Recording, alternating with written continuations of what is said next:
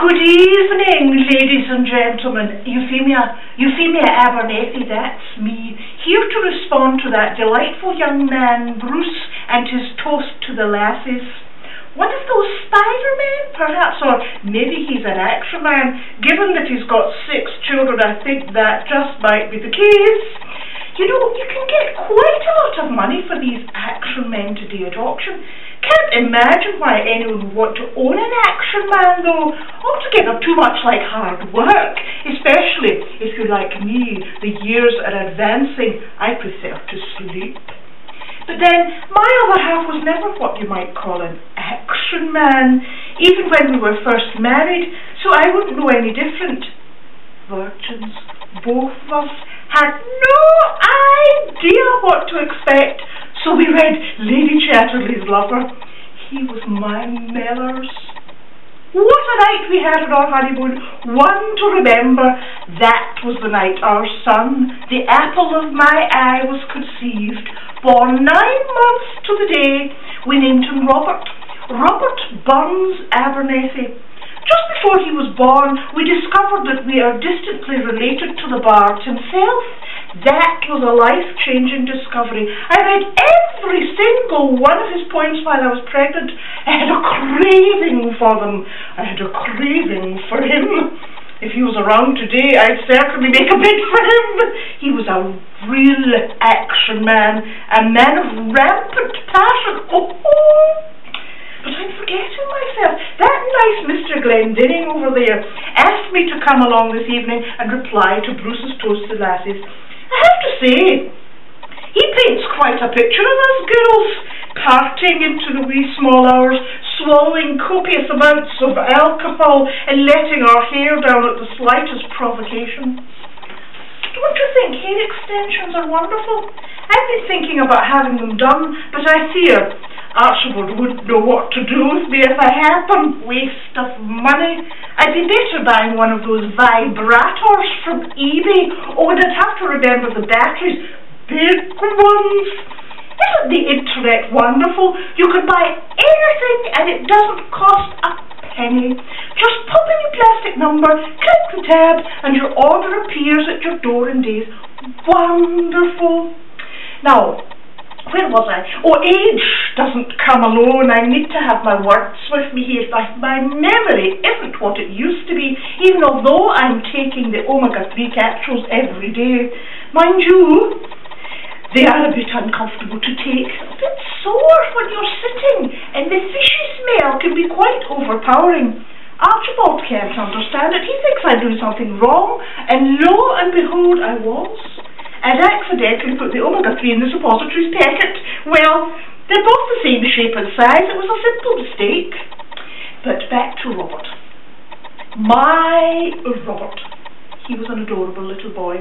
Loved to play with his toys. We got him Skeletrics, a train set, a chopper bike, an action man, and cars by the dozen. He adores cars. He owns 3 of them. Never drives one of them, the classic one. It sits in his garage, and he sits in it from time to time, in the garage. What is the point of that, I ask you? Anyway, the toys are still in our attic. He won't let me get rid of them. Says they'll be worth something someday. We used to dust them off and bring them up for the grandchildren to come and play with when they were there, but they're too old for them now. We've offered them to Robert, but he says he's no space for them. That's because he has new toys. He, Robert, has a PlayStation, an Xbox 360, 2 computers, and a Wii. Now I ask you, what is a man of 45 doing with a Wii? What is it about boys and their toys, even although they grow up, take on responsible jobs and 5 children, even cut the grass occasionally when pushed, they never ever stop playing with their toys? I was over there last week at Robert's house. We've been invited for tea.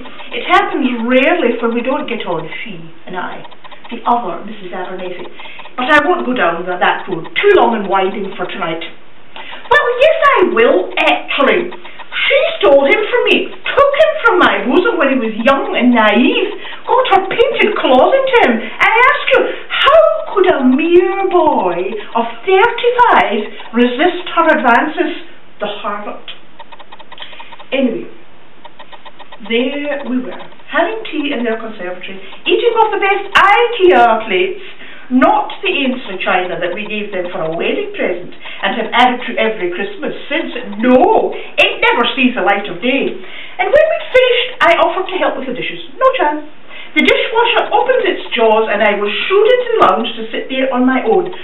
She was off, taking the blessed hound for a walk.